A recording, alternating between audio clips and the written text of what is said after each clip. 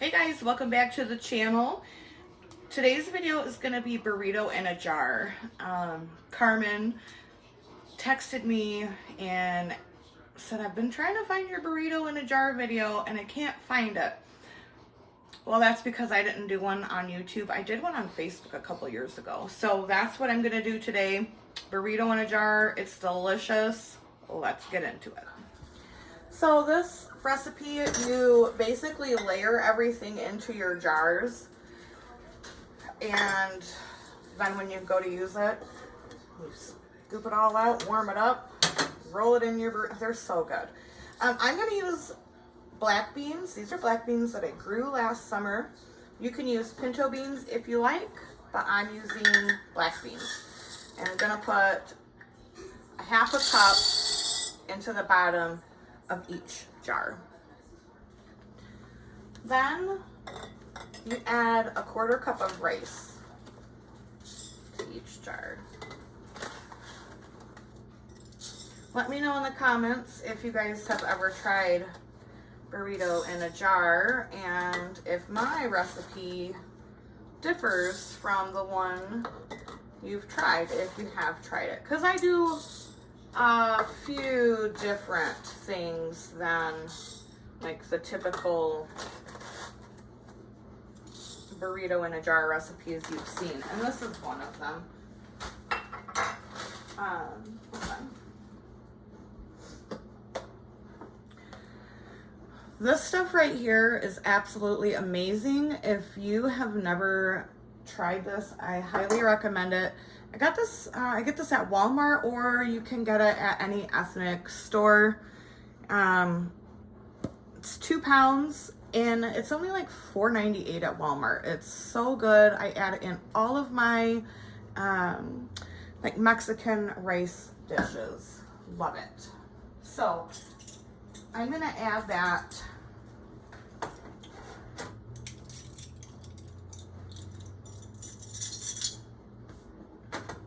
to on top of the rice.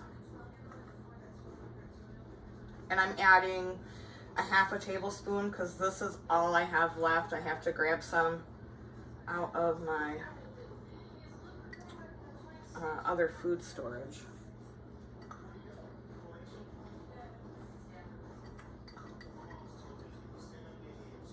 But if you, I'm telling you, you guys try that and put it in with your Mexican rice. Oh, you will not be sorry. Okay, so then I'm gonna add a third of a cup of peppers and a third of a cup of chopped onion to each jar.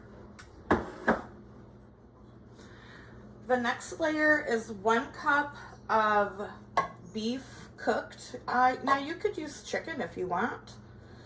And I season mine with a little bit of taco seasoning just because, like, who doesn't want, I tried it the very first time I ever made it with just like the regular plain beef, and in my opinion, that's not what's up. So I don't know about you, but I enjoy seasoned food,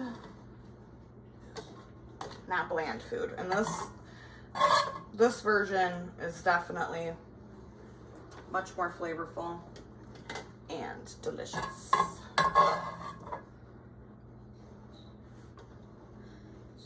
And this is a pressure canning method.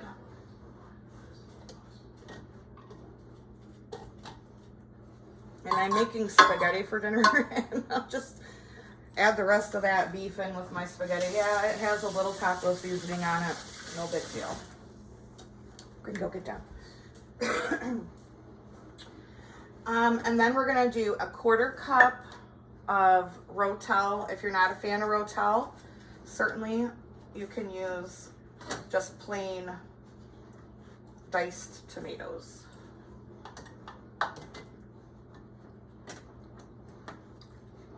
And I try to drain some of the juice out of it.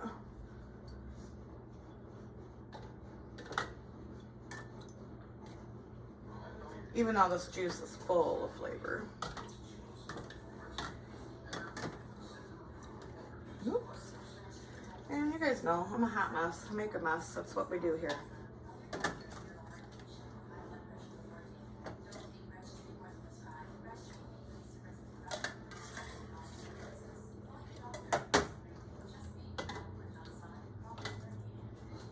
Almost out, so.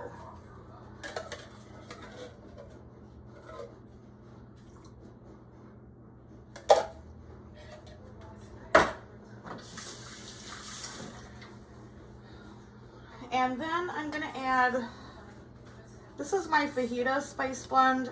I don't have a video on it because obviously, as you can see, it's full. So it calls for additional taco seasoning. I'm gonna add this fajita seasoning. I do have a video on taco seasoning, but I need to make up some today, so.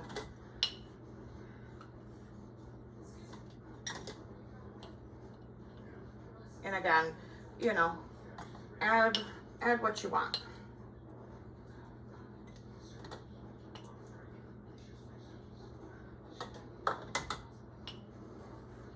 And then the final thing is chicken broth. And I'm gonna add the chicken broth to fill up the jar to the 1-inch headspace.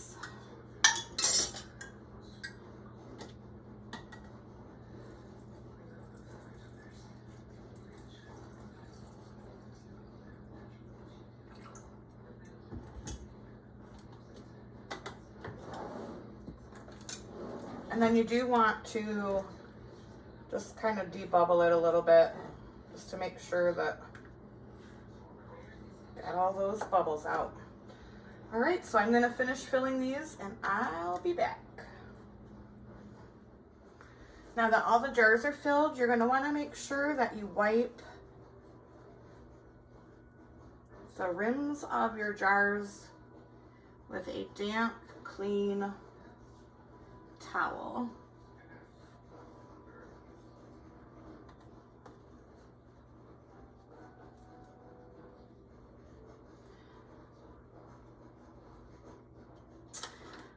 I'm using 4 jars lids. If you want a 10% discount for yourself each and every single time you order, my discount code and the link to order is in the description below.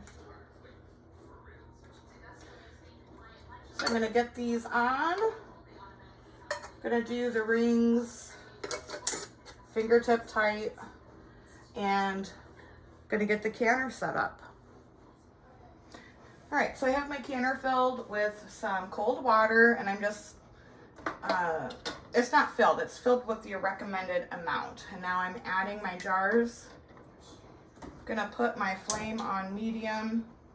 So we want to kind of bring this up slowly. You don't want to crank it on high because that you could run the risk of cracking your jars. You don't want that. So the lid's gonna go on. This is gonna, once this is venting a steady stream, it's gonna vent for 10 minutes. I'm gonna apply my jiggler and process these at 90 minutes for my elevation. You're gonna have to do your own research on that because everyone lives in different elevations. And I'll show you what they look like when they're finished. All right, so they are out of the canner, completely cooled. All right, so a question I know I'm gonna get asked, so I'm gonna just answer that right now. Is the rice mushy? Honestly, a little bit, yes. You know, but when you mix it all together and you put it in a burrito, or we really like to have it, this mixture on nachos. That is our absolute favorite way to eat it. In the burritos, like, it's delicious, but as a nacho topping, and then you bake it with the cheese and oh, it's so good.